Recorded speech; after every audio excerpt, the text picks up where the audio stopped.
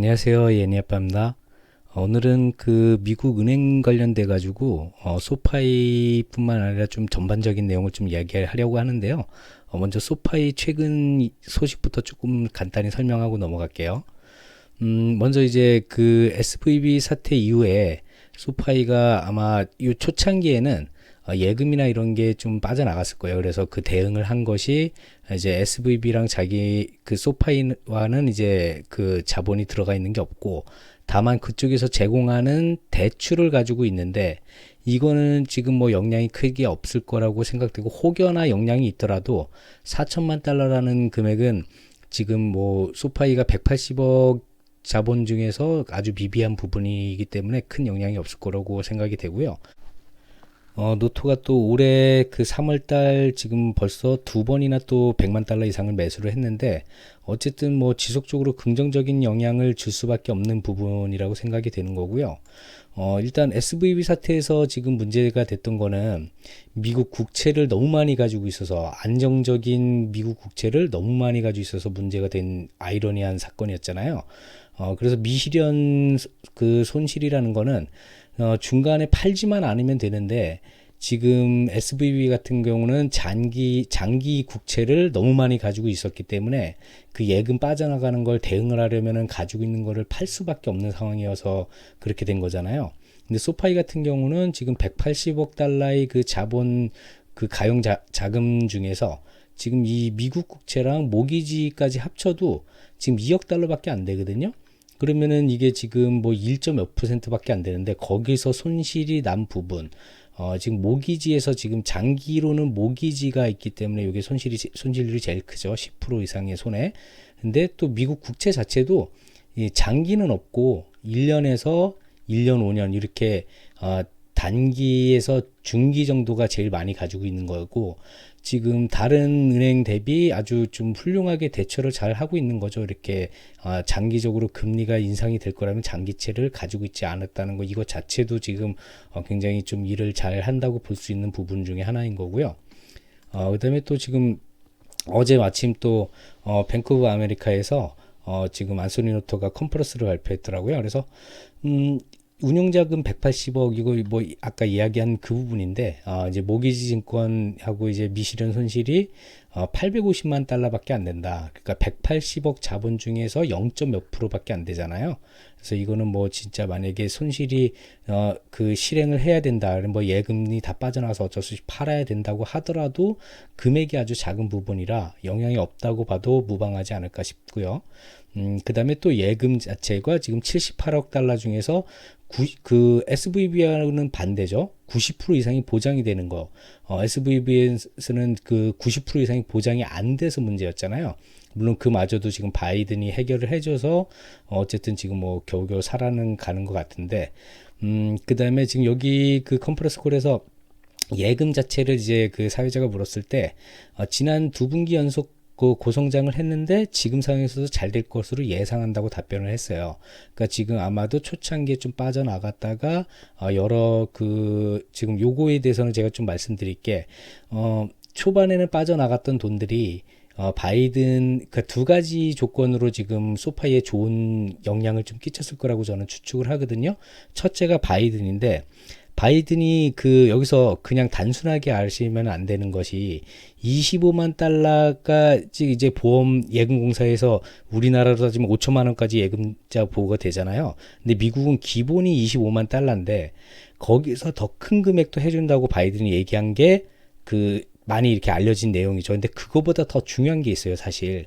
제가 생각하는 제일 중요한 거는, 그 일반적으로 법으로 해가지고 그거를 받기까지 과정이 수개월에서 몇 년이 걸리는 그 과거 사례가 있었기 때문에 그거 자체도 부담이 돼서, 왜냐면 예금이라고 하면은 보통 사람들이 바로바로 써야 되는 돈이니까 그거 자체가 굉장히 큰 부담인데, 여기서 바이든이 제일 큰 일을 한 것이 그걸 즉각으로 처리를 해준다. 그러니까 보험 처리해서 법이 이렇게 돼서 뭐 시간 이렇게 지나서 하는 게 아니라 바로 처리를 해준다는, 그게 저는 핵심이었다고 생각이 되거든요. 그래서 이제 그 작은 은행에도 어느 정도 안정성이 있다고 생각을 한다면 소비자들은 이제 금리를 찾을 거예요. 그 두 번째 이유가 이제 그 소파이의 금리 부분이죠.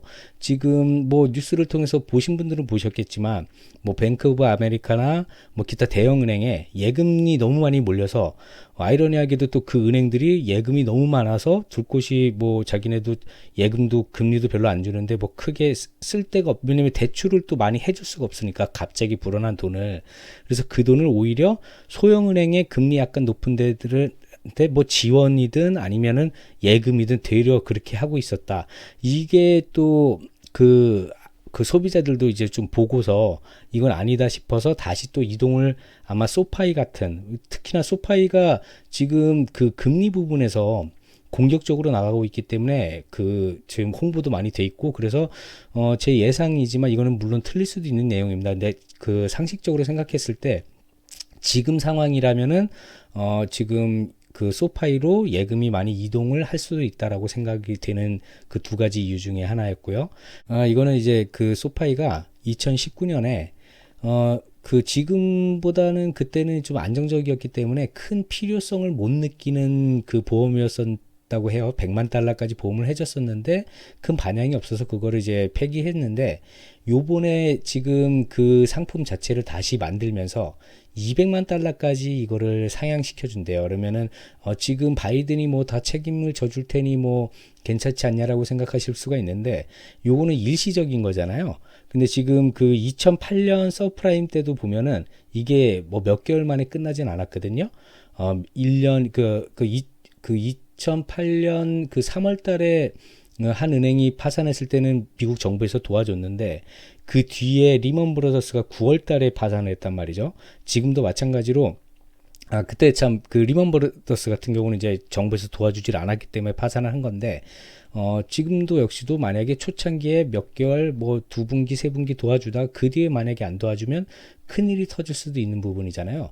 그거를 알고 있는 미국 시민이라면은 소파이의 이 200만 달러까지 보험이면은 웬만한 중상층까지도 다 이게 커버가 될 거라고 생각이 되고요. 이게 또 공격적으로 좀 그 예금이 들어갈 수 있는 또 하나의 이유죠.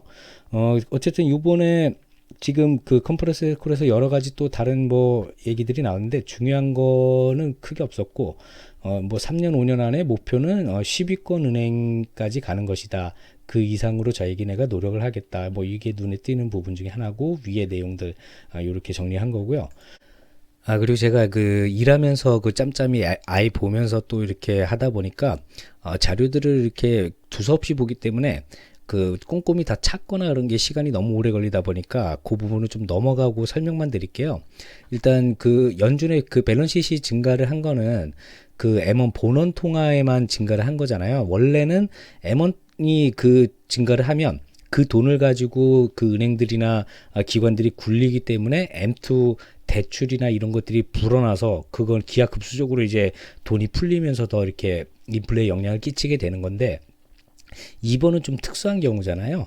그 은행에서 이 돈이 더 돌지 않고 거기서 은행도 그냥 이 돈을 갖다 쓰는 게 아니라 자기네가 예금이 부족해지거나 특수한 경우에만 끌어다 쓸 거란 말이죠. 이걸 일부러 끌어다가 대출이나 뭐 이런 걸 더 해줄 여력이 되는 그런 상황은 아니기 때문에 이거는 그 M2 증가량이 그 올라가지 않는 그런 특수한 경우이기 때문에 인플레에는 큰 영향이 없다고 저는 개인적으로 생각을 하고요. 그 다음에 금리 인상이 이번에 0.25로 그 거의 뭐 대부분 예정을 하잖아요. 이것이 아니라면 저도 좀 문제가 생기긴 생길 것 같다고 생각이 되더라고요. 0.5%는 또 너무 높아서 문제고 0%는 그간에 해왔던 행실이나 연준이 또 그 신뢰를 잃어버리는 거기 때문에 그것 또한 문제고 어쨌든 오늘 밤 내일 이제 새벽에 0.25 이외의 금리라면은 또 그때 가서 또 생각을 좀 해봐야 되는 문제이고 그 다음에 지금 그 달러가 이제 힘을 잃어서 금이나 비트코인으로 지금 엄청 많은 돈이 들어가 가지고 지금 폭등을 하고 있잖아요. 근데 이거는 일시적이라고 보고 왜 그러냐면 지금 그 기축통화 자체가 과거에 이제 여기서 뭐 프랑스로 뭐 다시 미국으로 그 오는 과정 동안 어디로 옮겨가는 주체가 큰 곳이 있어야 되는데 지금 미국의 달러 말고는 솔직히 그 금도 비트코인도 중국도 일본도 유럽도 될 가능성이 없기 때문에 저는 이거는 달러의 그 지위 자체가 좀 흔들리고 약화는 조금 되고 있지만 실제적으로 지금 그 달러 인덱스 자체도 좀 떨어지고 있잖아요. 근데 그게 미국의 달러의 기축통화가 완전히 흔들릴 정도로 그 정도 영향까지 갈 가능성은 없다고 생각을 해요. 왜냐하면 그 주체를 다시 담당할 그 막강한 세력이 없기 때문에 또 혹은 나라가 없기 때문에 그래서 이거는 어떻게 보면 나중에 오히려 또 이게 미국이 또 가능한 게 제가 예전에 영상에서 얘기했던 그 CBDC가 미국이 그 어차피 암호화폐를 인정을 하고 법제화 시킨다면 어떻게든 그걸 이용해서 자기네 지위를 그 올리는 방법 중에 하나이기도 하고 또 암호화폐 그 생태계에 좀 좋은 그 영향을 끼치기 위해서는 CBDC를 이용해서 거래소에서 이제 그 자본 증명 같은 보완책을 이제 마련을 할 거라고 생각을 하는 부분이거든요. 그 부분이 된다면 가상화폐 플러스 달러가 또 다시 한번 또 세계에서 또 각광을 받을지 어쨌든 그건 좀 더 지켜봐야 되는 내용인데 그 다음에 이제 지금 은행 관련주 자체들은 지금 과거의 사례를 보면은 2008년도에 이제 여러 일들이 있으면서 결국은 무너졌잖아요. 그 부분하고 이제 똑같이 갈 수도 있는 가능성이 아주 작은데 저도 그게 제로라고는 생각을 안 하거든요. 그래서 지금 소파이 자체도 한 몇 번에 나눠서 살려고 했는데 생각보다는 많이 안 떨어져서 지금 2차 추매하고 관망을 좀 하고서 이제 또 그 결정을 하려고 하는데 2008년 같은 일은 벌어지지 않을 거라고 그 생각되는 그 큰 이유가 뭐냐면 미국에서 지금 그 과거 사례를 통해서 이미 여러 가지 계획과 여러 가지 법제화 시킨 것도 있지만 그거에서도 또 터져 나온 문제가 지금 발생이 됐잖아요. 근데 그 2중 3중의 안전장치들을 다 준비를 해놨을 거라고 생각을 하는 거거든요. 그때와의 그 차이점은 그런 부분에서 그러니까 과거와 똑같은 답습을 하지 않겠나? 그 생각이 제일 큰 거라서 은행 관련주 중에서 특히나 지금 저는 소파이 왜냐면 누나 지금 업스타트 같은 경우는 아직 좀 누 같은 경우는 큰 영향 자체도 별로 없고 누에서도 발표를 했다시피 지금 그 달러 채권 자체를 아주 소량만 가지고 있거든요. 그 다음에 업스타트 같은 경우는 채권 유동화 시장은 당분간 좀 어려운 걸로 봐서 좀 아직은 추매를 안 하고 있는 거고 그래서 현재 좀 어느 정도 소파이밖에는 없을 것 같아요. 학자금 탕감 자체도 한 분기면 이제 끝나는 내용이고 소파이는 여러 가지 지금 제일 메리트 있는 거는 가격이죠. 가격이 또 다시 한번 이렇게 많이 떨어졌기 때문에 여기서 4달러대가 온다면은 저는 무조건 더 살 의향이 있는데 그거는 이제 두고 봐야 되는 내용이고 그 상황이 또 심각해지는 심각해지는 상황이라면은 또 아니겠지만 그렇지 않고서 일반적인 상황이라면은 저는 추매를 하려고 합니다.